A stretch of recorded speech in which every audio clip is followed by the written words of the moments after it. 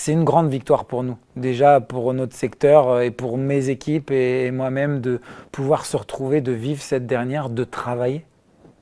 Juste de travailler, c'est un grand bol d'air.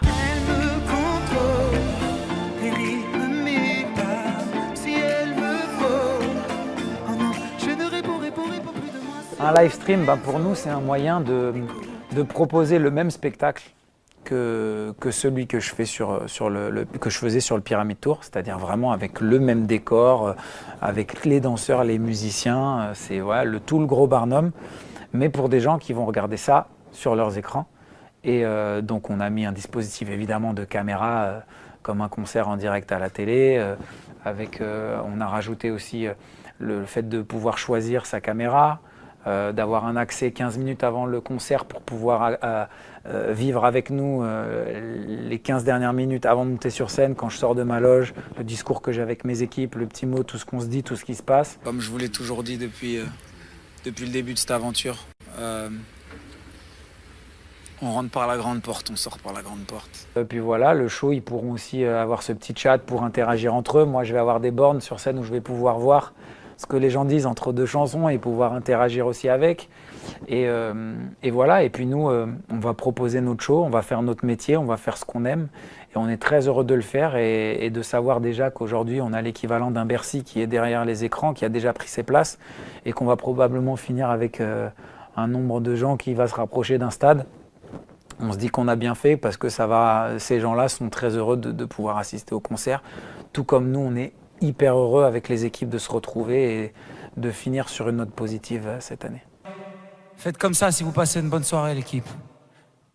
Il y a un jet lag un peu. Il y en a, ils sont sapés, hein.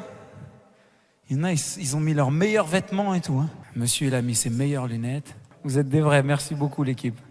Ça peut être rentable, en tout cas, ça peut être... On ne peut pas faire une tournée de concerts live stream. Donc, en fait, si on parle d'un modèle économique, une tournée, c'est plein de dates où de l'argent rentre. Mais sur un live stream, c'est une seule date. Donc, à moins de faire un score monstrueux, ça ne rattrapera jamais ce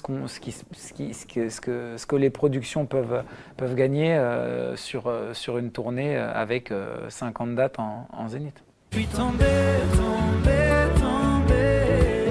Je suis touché, bravo, m'arrête, tu as gagné, je ne suis qu'un fou à enfermer. Dans un premier temps, on s'est dit oui, en juin, on pourra repartir, ça va, il se passera 3 à 4 mois, on va gérer ça. Puis après, non, mai, juin, pas possible, puis les festivals qui sont tous annulés, puis après, on se dit, au retour... En fin d'été, on commence à dire on va réouvrir les salles avec un siège sur 2, mais bon là c'est une fausse bonne nouvelle puisque ça fait absolument pas preuve de bon sens, puisque encore une fois ça a réveillé ma colère, puisque je me dis on attend depuis 6 mois et maintenant vous nous dites qu'on va rouvrir les salles avec un siège sur 2. Je fais comment pour une salle où j'ai vendu tous les billets depuis 1 an déjà? Comment je fais? Je vais rechercher les gens dans la nature, dire toi tu te retrouves entre ce groupe de personnes et celui-là, tu vas rendre ton billet, c'est impossible. Donc en fait ça a impacté aussi à nous sur nos annulations, parce qu'on annule, mais officiellement vous nous dites qu'on peut jouer, mais on fait comment avec les assurances? Si c'est pas vous officiellement qui nous interdisez, on va tout perdre encore une fois. Donc il y avait tellement de choses comme ça qui étaient pas claires, qui étaient floues, qui étaient pour se protéger, peut-être le gouvernement, se protéger de certaines choses. Et à un moment, nous, tout ce qu'on voulait, c'était être clair. C'est qu'on nous dise, même si on nous avait dit en mois de mars, vous n'allez pas remonter sur scène avant 2021, au moins on savait où on mettait les pieds et on n'avait pas de fausse joie et on savait que ça allait être dur et tout le monde allait chercher tout de suite des solutions de repli.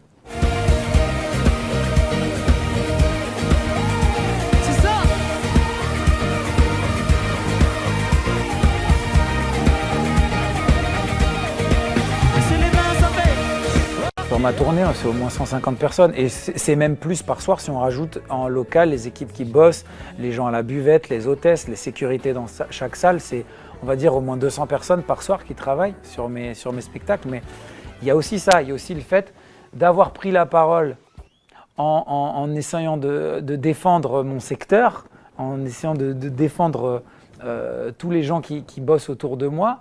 il y a beaucoup de gens qui ont pris ça pour, il parle pour lui. Non, je ne parle pas pour moi, évidemment. C'est pas moi qui tout de suite vais souffrir de ne pas avoir de salaire pendant 2 mois. Je suis pas en train de, c'est pas pour moi que je me plains pour le secteur en général. Donc souvent aussi, c'est aussi pour ça, je pense que beaucoup d'artistes n'ont pas pris la parole tout de suite ou ont attendu que certains comme moi se lancent un peu pour y aller parce qu'ils ont dit ouais, pour notre image, c'est peut-être pas bien. Ils vont dire mais d'où ils se plaignent, eux, ils gagnent de l'argent et tout. Non, moi c'est pas pour ça, je réfléchis pas à ça quand je prends la parole, c'est le cœur qui parle, je parle pour mes équipes, pour tous les gens avec qui je suis en contact tout le reste de l'année. Je reste pas en contact que quand je suis en tournée avec mes équipes. Donc voilà, c'était toutes ces questions, ce flou qu'il y avait. Et voilà, les gens avaient peur, ils étaient en panique, comme dans beaucoup d'autres secteurs. Mais voilà, moi, je suis de ce milieu-là, je parle de ce que je connais. Et donc voilà, et je ne réfléchis pas à ce moment-là de me dire, mais les gens vont penser que je me plains parce que je ne vais pas gagner mon argent, alors qu'il ne s'agissait absolument pas de ça, évidemment.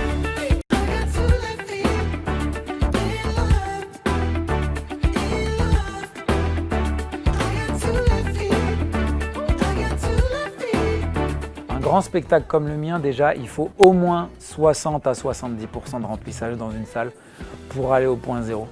Sinon, c'est à perte. Des fois, on se disait, mais c'est pas possible. Est-ce qu'ils parlent vraiment, est-ce qu'ils communiquent avec les gens de notre secteur, avec les producteurs, pour savoir comment on est à l'équilibre, où on perd de l'argent, où on en gagne, Et en fait, on se disait, mais c'est lunaire. Et on a l'impression qu'ils n'écoutaient pas ou qu'ils ne faisaient pas de rendez-vous entre décisionnaires et le monde du spectacle.